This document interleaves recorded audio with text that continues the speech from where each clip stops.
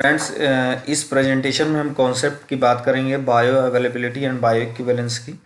Basically कई बार examination में पूछा जाता है और बहुत ही सिंपल कॉन्सेप्ट है। बायो अवेलेबिलिटी क्या होती है? बायो अवेलेबिलिटी जैसा कि वर्ड है इसका, बायो अवेलेबल। बायो अवेलेबल का मतलब कि जो भी आपके बायोलॉजिकल सिस्टम में अवेलेबल ड्रग का हो। और बेसिकली यहाँ पे बायोलॉजिकल सिस्टम का मतलब है सर्कुलेशन का मतलब, मीन्स सिस्टेमिक सर्कुलेशन की हम बात कर रहे हैं। तो सिस्टेमिक सर्कुलेशन में जैसे हमने सपोज करी कोई ड्रग ली, अब वो ड्रग, जैसा कि मैंने ऑलरेडी प्रीवियस स्लाइड में डिस्कस किया था कॉन्सेप्ट ऑफ एब्जॉर्प्शन को, कि movement of drug from the site of administration into the systemic circulation. तो जो अब क्या movement of drug from the site of circulation जब स्टार्ट हुआ, तो पूरा सपोज करिए 100% ड्रग क्या आपकी सिस्टेमिक सर्कुलेशन में गई। अगर 100% सिस्टेमिक सर्कुलेशन में गई, इट मींस वो ड्रग की जो बायो अवेलेबिलिटी है वो 100% है। मींस मेरा कहने का मतलब है कि अगर कोई drug as before reaching into the systemic circulation कुछ पार्ट उसका मेटाबोलाइज हो जाता है, राइट। अब वो एक अलग कॉन्सेप्ट है कि मेटाबॉलिज्म को हम फर्स्ट पास मेटाबॉलिज्म कहते हैं, उसको मैं डिफरेंट स्लाइड में एक्सप्लेन करूंगा। तो जो ड्रग हमारी during absorption before reaching into the systemic circulation ही कुछ पार्ट अगर उसका मेटाबोलाइज हो जाए, तो नो डाउट है कि 100% ड्रग आपकी सर्कुलेशन में पहुंचने वाली नहीं है। इट मींस उसकी बायोअवेलेबिलिटी 100% होने वाली नहीं है। तो इस लाइन में जैसा कि मैंने लिखा है कि bioavailability refers to the rate and extent of absorption. कितना एक्सटेंट, किस रेट में एब्जॉर्प्शन हुआ of a drug from a dosage form.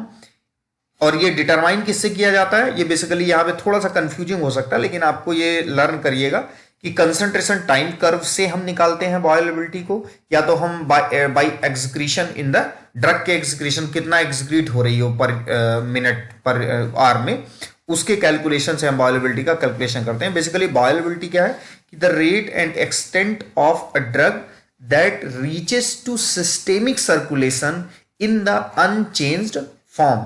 हमको यहां पे ये लिखना बहुत जरूरी है कि एडमिनिस्टर्ड डोज का कितना फ्रैक्शन सिस्टेमिक सर्कुलेशन में रीच कर रहा है बिना मेटाबोलाइज हुए। बिना मींस इसीलिए हम कर रहे हैं इन द अनचेंज फॉर्म, ये आपको लिखना बहुत ही जरूरी है। तो इस कॉन्सेप्ट से आपको इतना समझ में आ गया होगा कि जैसे हम अगर ओरल में बात करें, तो ओरल जब हम ड्रग लेते हैं तो पोर्टल सिस्टेमिक सर्कुलेशन में जाने से पहले लीवर में वो ड्रग मेटाबोलाइज हो जाती है। तो नो डाउट है कि ओरल ड्रग जितनी भी लेंगे उसका 100% हमारे सिस्टेमिक सर्कुलेशन में नहीं पहुंच रहा। इट मीन्स ओरल की बायोअवेलेबिलिटी 100% नहीं है। लेकिन वहीं पे अगर हम रिलेट करें कि जो इंट्रावेनस एडमिनिस्ट्रेशन होता है वो डायरेक्ट हम किस में देते हैं? ब्लड में देते हैं, सर्कुलेशन में देते हैं, वेन्स के थ्रू। तो वहां पर हमारी बायोअवेलेबिलिटी डोज कितनी है? 100%।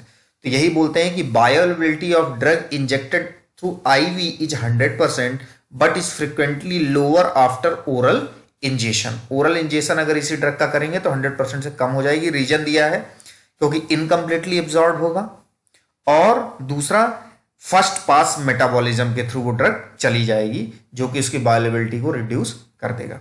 तो बायोअवेलेबिलिटी का बहुत ही सिंपल सा कॉन्सेप्ट है।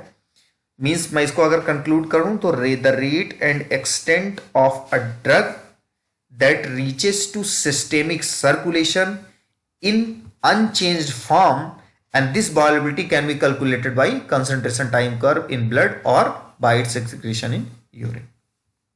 और आईवी का 100% होता है, ओरल का कम होता है। रीजन होती है कि इनकम्प्लीटली एब्जॉर्ब होता है और फर्स्ट पास मेटाबॉलिज्म।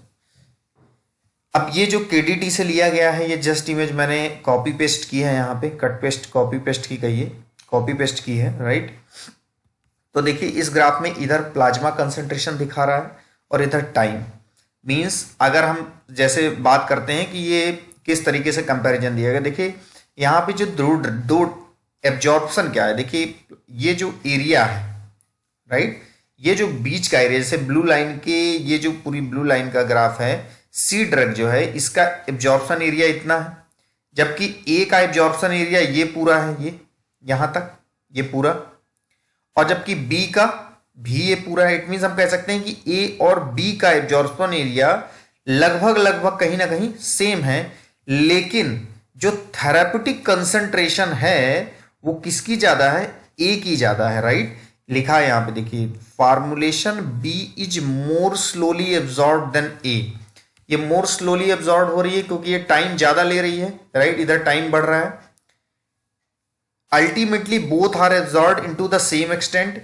ये अल्टीमेटली दोनों का एरिया, अगर ये एरिया और इस एरिया को हम निकालते हैं, ये पूरा ग्रीन वाला एरिया और ये पूरा रेड वाला एरिया, तो यहां पे इस एरिया में एरिया अंडर तक दोनों का सेम है, मींस एक्सटेंट ऑफ एब्जॉर्प्शन दोनों का सेम है, बट बी में नॉट प्रोड्यूस थेराप्यूटिक इफेक्ट।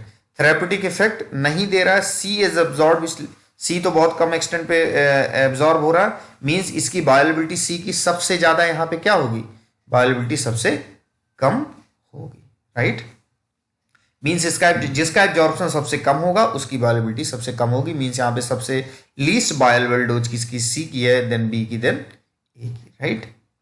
अगर दोनों का एब्जॉर्प्शन सेम है तो कई बार हम कह सकते हैं कि बायोअवेलेबिलिटी सिस्टेमिक सर्कुलेशन में दोनों की इससे सिमिलर होगी, राइट। अब हम बात करेंगे कॉन्सेप्ट ऑफ बायो इक्विवेलेंस को। तो देखिए, अगर किसी दो ड्रग की बायोअवेलेबिलिटी को हम कंपेयर करते हैं, लेकिन दो ड्रग की बायोअवेलेबिलिटी में वो जो दो ड्रग हम बोल रहे हैं बेसिकली वो क्या है, तो उसमें हम समझेंगे कि जैसे कोई फार्मास्यूटिकल कंपनीज है और कोई मैन्युफैक्चरर है, फार्मास्यूटिकल कंपनी कोई कंपनी कोई ड्रग बना रही है, जैसे कि अगर हम बात करें जैसे फेनाटोइन है, फेनाटोइन जो है ये एप्टोइन के नाम से भी अवेलेबल है और डेलेंटिन के नाम से भी अवेलेबल है, दोनों टैबलेट फॉर्मुलेशन है, राइट। तो दोनों tablet formulation mean many different pharmaceutical company can manufacture same compound with same dose as well as same dosage form, right. Like phenytoin is available in tablet Dilantin and tablet Eptoin, लेकिन दोनों की जो bioavailability में difference हो वो less 20% से कम हो, right. अगर 20% कम होगा तो दोनों को हम क्या बोलेंगे कि ये दोनों क्या है, बायो इक्विवेलेंट है। मींस हम दोनों की एक्चुअली में बायोअवेलेबिलिटी को कंपेयर करते हैं और अगर दोनों की बायोअवेलेबिलिटी 20% से ज्यादा डिफर नहीं करती तो हम दोनों को बोलते हैं कि ये दोनों फॉर्म बायो इक्विवेलेंट है, right. So this is bio equivalence. तो आपको कॉन्सेप्ट आई होप कि समझ में आ गया होगा बायो अवेलेबिलिटी का एंड बायो इक्विवेलेंस का। Thank you very much.